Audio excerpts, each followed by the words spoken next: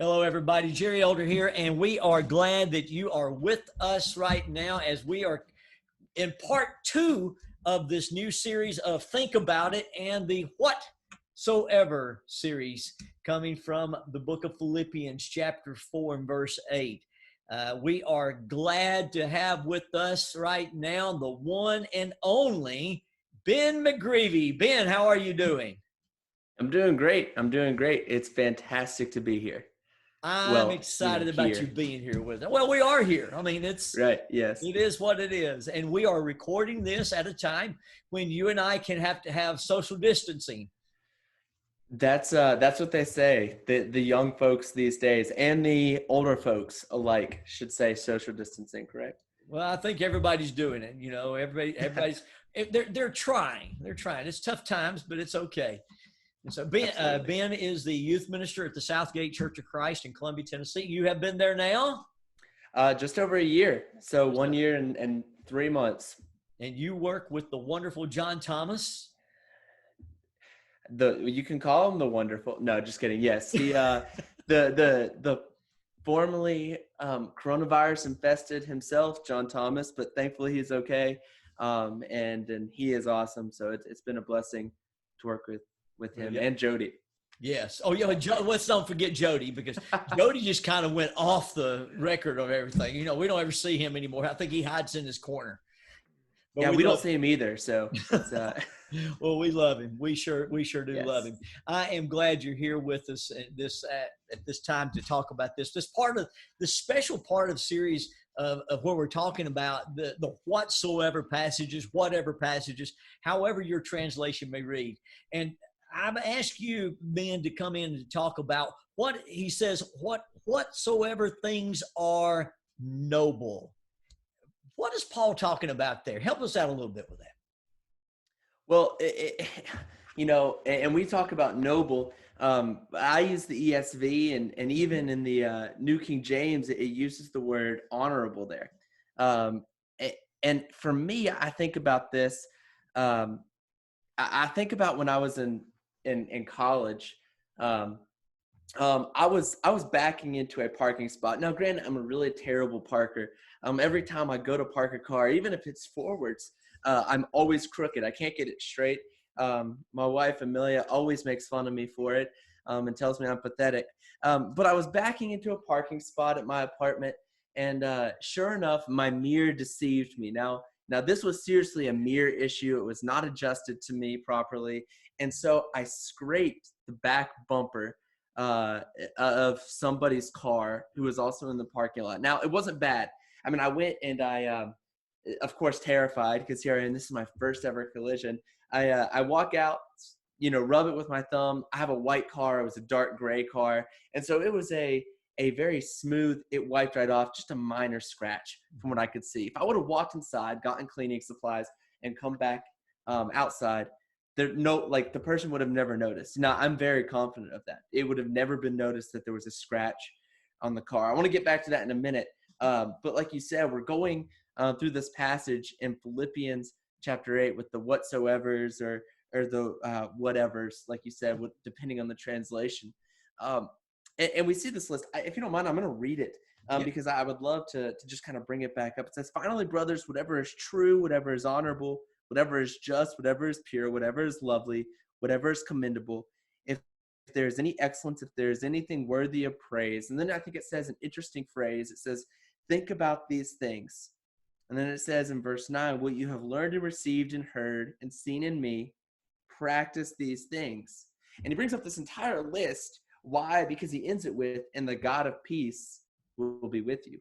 Our God will be with us. He'll be there for us. And so we get to go through this entire list of things, and he says, dwell on these things, do these things, and you're going to get this great reward of God being with us. And like you said, we're talking about being noble or being honorable in this lesson today. And so I want us to kind of sit down and discuss this time of what it looks like to be honorable.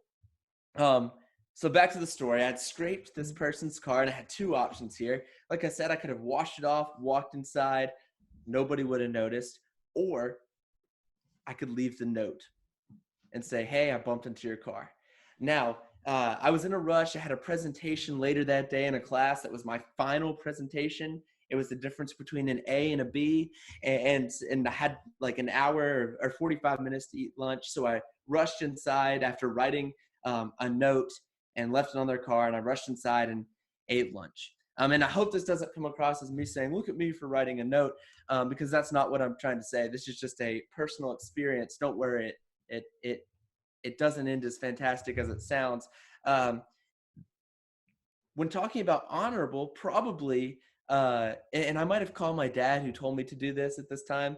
The honorable thing to do there was to say, hey, here's a note. Even if it wasn't a bad thing, even if they could have taken it through a car wash to fix the problem, probably the honorable thing to do is to leave a note.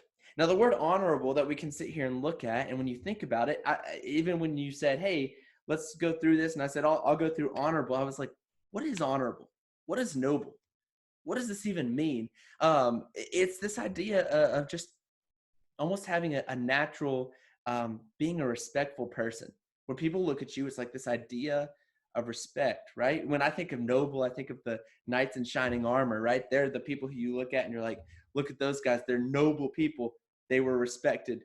The good ones were, right? They were respected as these people who were high and mighty. But really, when we think about it in our world today, if you're someone who would be looked at as someone who's honorable, you're someone who is going to be respectful, you believe in truth, and you do the right thing to prop up the truth. And so in just our short time here, I want us to think about ways that this word and how we can be honorable in our world today. And I think that some of these things you might sit there and be like, okay, these are stereotypical things that we hear all the time. These are common things. But I think when we look at it in this context of being noble or being honorable, I think it can kind of change our mindset on it when we're looking at having the God of peace with us. I think about, especially during this time of being quarantined and social distancing, what do we look like online? To sit here and say, and you might be groaning right now if you're watching this and saying, of course we're talking about this, but when you make a post on the internet, I can't believe I just said that, but when you make a post on social media, do people look at you and say, that person is someone I respect? Or do people, and I'm not just talking about your friends, I'm talking about when people scroll through your page, if they're going creeping on you, do they look at you and say, yeah, this is someone I respect? Or do they look at you and say, you know what, this person looks like they don't have any brain cells at all? Do your posts mock individuals, whether it be people at school, whether it be people in your church family, whether it be celebrities even, where you're just trashing on people?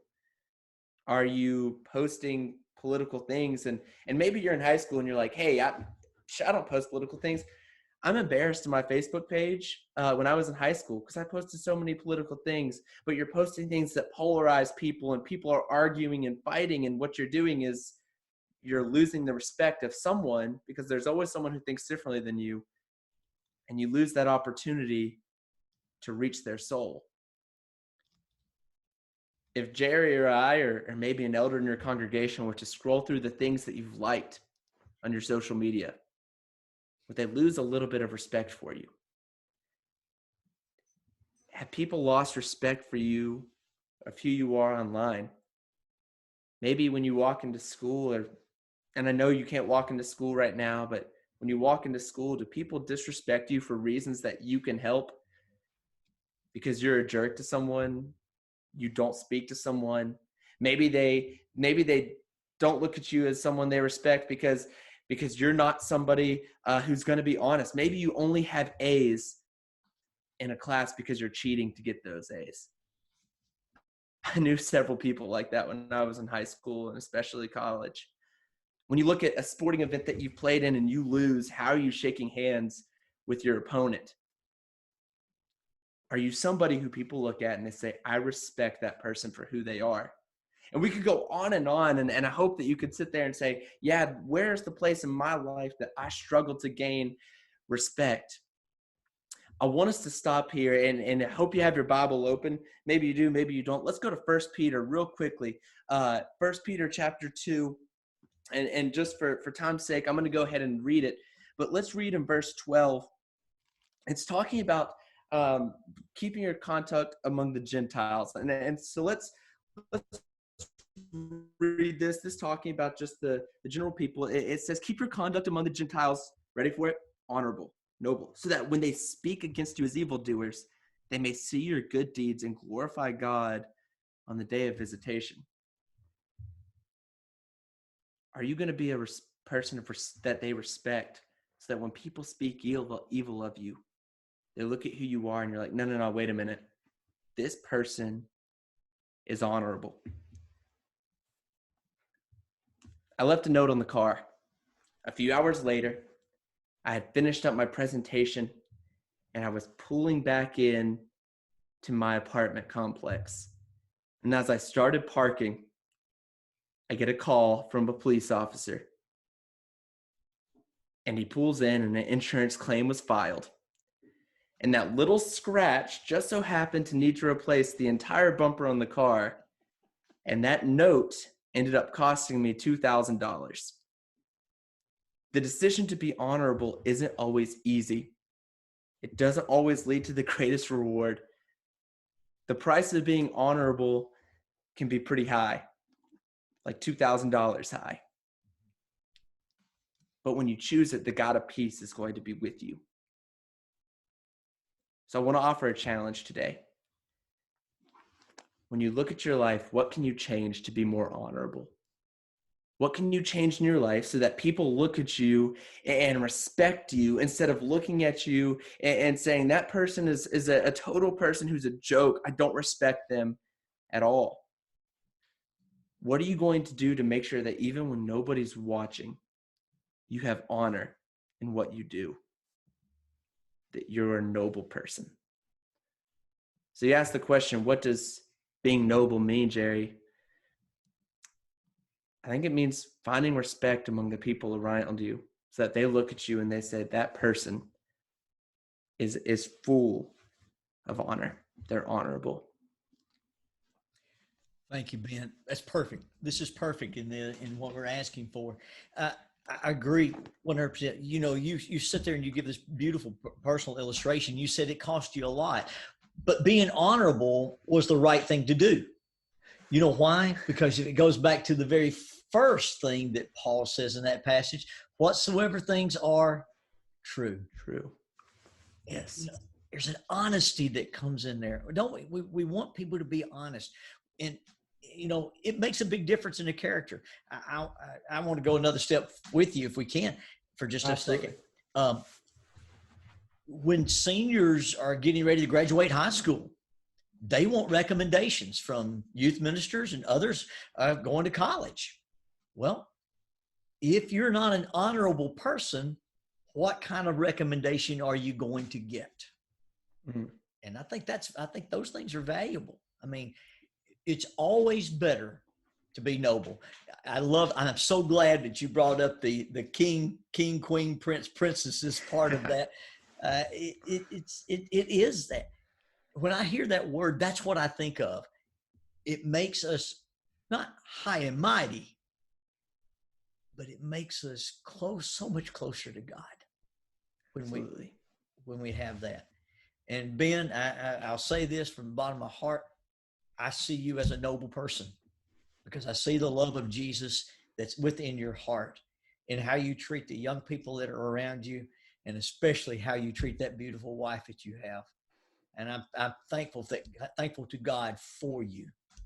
And so, well, thank you, Jerry. I see that, and I know you probably were not asking for a return compliment, but I definitely see that in you as well. I appreciate it. And Ben, thank you so much for joining me for this portion and this time here to discuss this on the WhatSoEver series. And folks, we'll be back again tomorrow night with the third in this one. So thank you so much for joining us. Have a great evening.